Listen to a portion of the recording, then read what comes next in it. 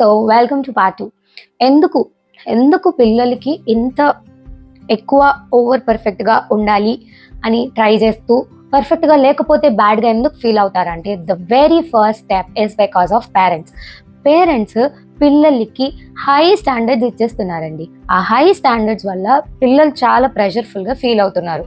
For example, నువ్వు ఎంత marks తెచ్చుకోవాలి, నువ్వు ఏ పని చేసినా ఎంత పర్ఫెక్ట్గా చేయాలి అన్న ప్రెషర్ వాళ్ళకి ఇస్తూ ఉంటే, వాళ్ళు చేసినప్పుడు మీరు వాళ్ళని డిసప్పాయింట్ చేస్తూ మిస్టేక్స్ చెప్తూ ఉంటే వాళ్ళకి ఎలా అనిపిస్తుందంటే, నేను పర్ఫెక్ట్గా లేకపోతే మా అమ్మ నాన్నకి నేను నచ్చనేమో, నీకు మంచి మార్కులు రాకపోతే మా మమ్మీ డాడీకి నేను నచ్చనేమో, నన్ను లవ్ చేయరేమో అన్న ఫీలింగ్ వాళ్ళకి వచ్చేస్తుంది.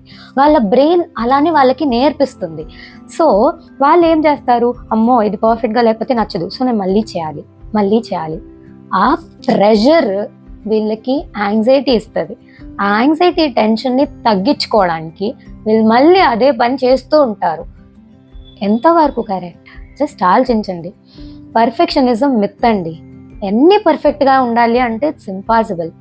కన్సిస్టెన్సీ ఇంపార్టెంట్, వదలకుండా ప్రయత్నించడం ఇంపార్టెంట్, హార్డ్ వర్క్ ఇంపార్టెంట్. అవన్నీ నేర్పించండి. ఆటోమేటిక్గా పర్ఫెక్షనిజం వాళ్ళలో వాళ్ళే పాజిటివ్గా వచ్చేస్తుంది. మాలడప్టివ్ పర్ఫెక్షనిజం ఉండదు. పాజిటివ్ పర్ఫెక్షనిజం, అడాప్టివ్ పర్ఫెక్షనిజమే ఉంటుంది వాళ్ళలో కూడా.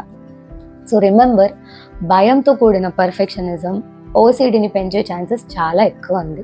ఈసారి ఇలాంటి చిన్న చిన్న సైన్స్ని పిల్లల్లో అబ్జర్వ్ చేస్తే ముందే అవన్నీ బిహేవియర్ మాడిఫికేషన్ చేయండి.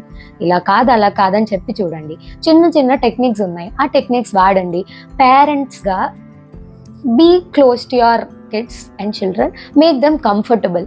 Okay, make them feel comfortable. It's okay to do mistakes. అలాంటి ఎన్విరాన్మెంట్ని క్రియేట్ చేయడానికి ట్రై చేయండి. ఆటోమేటిక్గా వాళ్ళు కూడా ఆ బిహేవియర్ అనేది తగ్గిపోతూ ఉంటుంది. ఓకేనా? See in the next episode. Bye bye.